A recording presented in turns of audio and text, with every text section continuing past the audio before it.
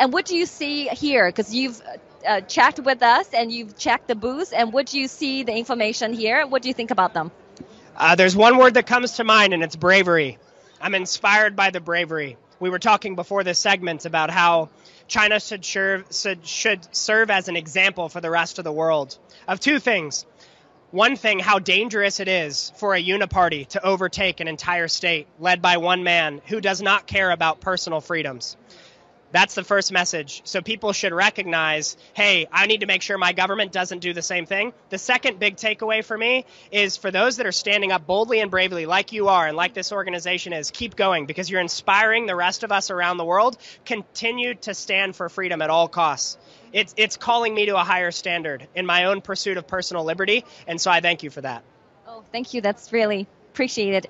So as you mentioned about the revolution back in China, because we're also pleased to see so many brave Chinese took this on the street, but we know they're not going to be successful because the Chinese Communist Party today are truly evil, and they have the means to suppress any uprising, any riots, because the people are living in surveillance states. You heard about the surveillance states, about the technology. So tell us, when you heard the surveillance states, when the facial recognition camera targeting individuals, and the police can easily identify them and persecute them one by one.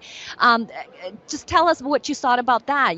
Do you believe that a grassroots revolution will be successful in that condition ever inside China? Do you believe that? I do believe it can be successful because it sends a message that reverberates around the world. Tiananmen Square was a perfect example of this. I mean, we see that there are these revolutions throughout history that set their place in the history books that can never be forgotten. And I think China's going through something similar at the moment where there's a group of people that have said enough is enough. And even if there are momentary losses on the way to an ultimate victory, it doesn't mean that the ultimate victory is not possible. And so my heart goes out to all of those that are standing up and then in the surveillance state being punished so swiftly because of their overreach of power. But that doesn't change the opportunity at hand, which is to send a very loud and clear message to Xi Jinping and the entire CCP that the people have had enough and that the world is behind the protesters. We stand with those that are standing up. And if they weren't to continue standing up, we wouldn't see those stories.